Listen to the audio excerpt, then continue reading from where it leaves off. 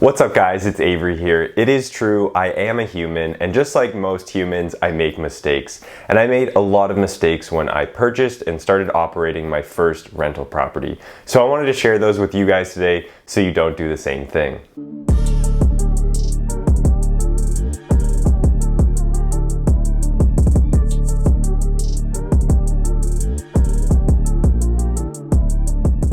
If this is your first time to the channel, or if you're returning and you haven't hit that subscribe button yet, go ahead and do so. Tap that notification bell so you don't miss out on any tips for investing in real estate and things that you can do with your money in order to build your wealth. If you haven't bought your first rental property yet, hold on in the queue, check out the video up here or in the description below on how you buy that first rental property. So I bought my first rental property when I turned 24, which was about 8 months after I finished university.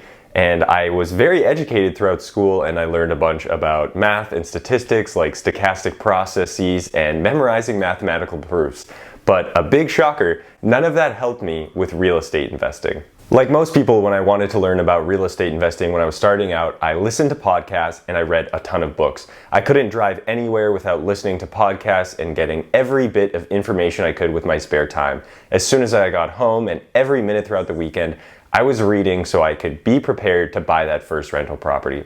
And while those books taught me a lot and there was a ton of great information, nothing will teach you more than actually buying that first rental and going through the entire process. And while you may not have one yet, you can learn from a lot of mistakes. And there were many mistakes that I made and things that I'm still learning today on every property that I purchase. Before I get into all those mistakes I made on my first rental property, I would really appreciate it if you would give me a thumbs up on the video. So that first piece of advice that I would have is don't cheap out.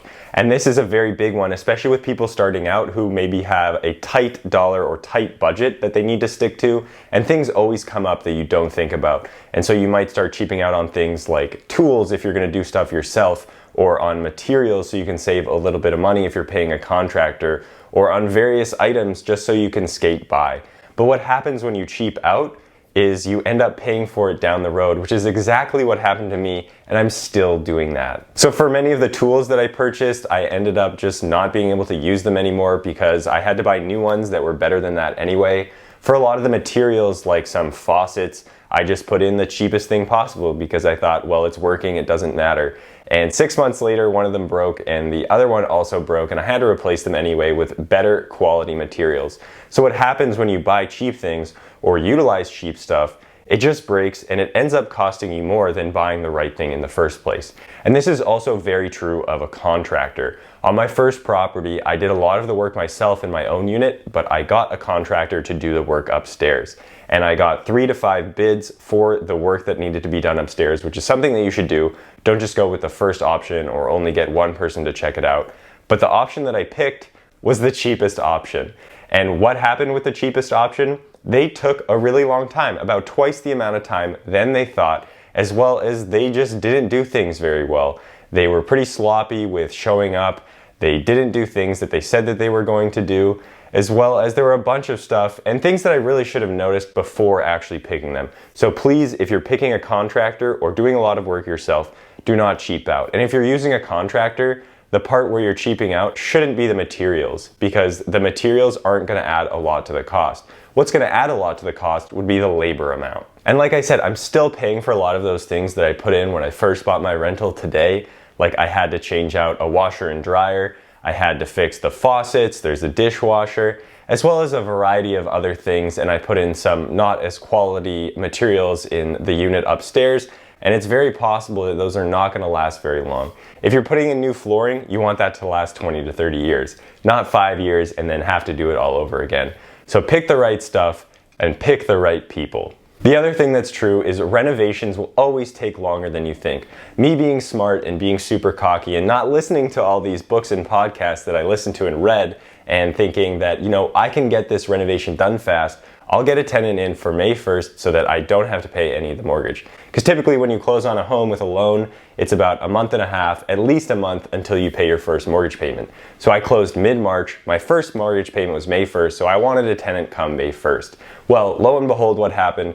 The contractor took longer than he said he would, and I didn't get a tenant for May 1st. I got one for a month later. So I ended up having to pay the mortgage. So it always takes longer than you think. Budget extra time. There is things that get added on that you didn't think that you needed to do before. But when people start demoing things and doing more work, more stuff will come up. And when you start demoing things yourself, you'll realize you don't know how to do something. So you have to take the time to educate yourself, get the right tools, get the right materials so that you do things correctly. The other thing that I learned, and something that was really difficult for me, is you are the boss of your property. I'm Canadian, I'm pretty nice, I am very polite and kind, and this is not always the case with other people. I expect that most people are going to be nice as well, or that they are going to do the right thing. But more often than not, no one knows what they're doing and they don't do the right thing. So when people come on your property, even if they're contractors, you are the boss. You get to tell them what to do. They are contractors who need to uphold their end of the contract. So you can't be nice. You kind of have to be a bit rude. And that's what I learned. I couldn't let people walk on my toes. And this was especially difficult and something that I had to learn quickly being young. All of the people that I was paying to do work for me were much older than me and just looked at me like I was their kid or just some dumb kid trying to figure out. So they potentially took advantage of me. You need to be the boss and make sure that you take control of the situation. And if it's your house, what you say goes. The next thing that you need to pay attention to is having some type of system in place for whatever is going to happen throughout your business being a rental property owner. You need to think about how you're going to collect rent, how you're going to handle expenses, how you're going to do maintenance. If you have a handyman, are you going to do it yourself? As well as setting up utilities if you need to, and in whose name, in yours or the tenant's, and figuring out all that stuff, move-in day, handing over keys, getting the apartment cleaned. And there is a ton of stuff that you need to think about. And if you want to check out my series on Landlording 101, put it in the description below right here. There's a lot of great information for you to listen and learn that is going to help you when you're sorting out yourself in your rental property business. But you need to make sure that you have something ready to go, some system, so it seems like you know what you're doing when your tenant asks you, how do you want me to pay you rent? And that's what happened to me, and I just kind of looked at my tenant like, on the first of the month. You actually need somewhere for them to pay you the rent, so you need to have that figured out beforehand. The next thing that's important, and something that you may not think is great advice, but it is very true, and you don't know what you don't know until you realize that you didn't know it. Every single property is unique, and you're going to learn more things that you can take from that first property to every other property thereafter. And there's just going to be a lot of things that you didn't know, no matter the amount of advice that you get, and things that you're going to have to be prepared for. And by prepared for, I mean being prepared that you don't know something that you're going to get to learn.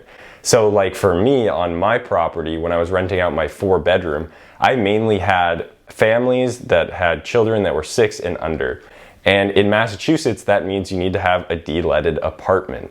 And I did not have a de-leaded apartment. And what de-leaded means is lead safe, that there's lead paint that's removed. And if you remember, I did lead paint abatement on the weekends as my side hustle to earn some extra cash. And it is definitely not a pretty job, but something that makes it so the people in that apartment are safe. So that was something that I learned right away, and it wasn't until 2 weeks into me listing that apartment for rent that I realized that I needed to do that, because over 90 to 95% of the applicants were families with children under the age of 6, and those were the best applicants, and I had to turn them away until my apartment was de-leaded. Another thing that I learned was about Section 8 inspections. So Section 8 inspections, I needed to get one done from the city as well as from the housing authority, which made it take a few extra days before I could get the leases signed. And you have to get that finished before the 15th of the month so that you can have the tenant move in for the 1st. So you kind of have to hurry it up a little bit, but with Section 8 and the city, there's a lot of red tape. So you got to make sure that you make things happen quickly so that you can get your tenant in for the 1st when they want to move in, and so you can get that rent. The last piece of information and advice that I'll give is don't sweat the small stuff. On my first property, I sweat a lot of small stuff because I thought everything would go according to plan. Even though you get an inspection report as well as you learn what things need to be fixed in the property, doesn't mean those are the only things that need to get fixed. Some more things will come up. So you need to prepare for that monetarily as well as mentally, so you know that it's not really a big deal. You've done the numbers correctly because you've watched my videos on analyzing properties either up here or in the description below. So you know that you have that money budgeted for those things that potentially could come up. So don't sweat that small stuff. Another thing that happened to me was the contractor would come in, turn the heat on, which is totally cool, but then they would leave the heat on at night and I had a $300 utility heating bill, and I was already getting a little bit stressed out because they were taking so long, and then all these things were piling up and up. And it freaked me out at the time, and thinking back on it, that is a really insignificant bill in the long scheme of things. It may seem like a big deal at the time, but it's going to happen, and things are just going to happen that you didn't think. So just don't sweat that small stuff, and things will work out in the end. So that was a majority of the things that I learned and mistakes that I made on my first rental. And I have learned that every single property is unique. You're going to face challenges at one property that you didn't face at another. And there's going to be new things every single time you go through a closing process, go through an inspection, go through a renovation that weren't similar on the last property, which is what is really fun about real estate investing. It always is quite unique on each property. And every time you buy one, you're going to learn something. But you're not just paying to learn something like you did in school or have a bunch of student loan debt. You're actually getting paid when you do this, because you're gonna have tenants who pay down the principal and pay you monthly cash flow. So that's at least cool. You're not just paying for an education, but you're getting paid for an education. So that's why I love real estate investing. Always keeps you on your toes and allows you to learn things every single time. So if you guys enjoyed that video, don't forget to comment, like, subscribe, share with your friends so more people can be prepared for when they buy that first rental property and know what to do. Thanks again for watching, and hope to see you guys next time.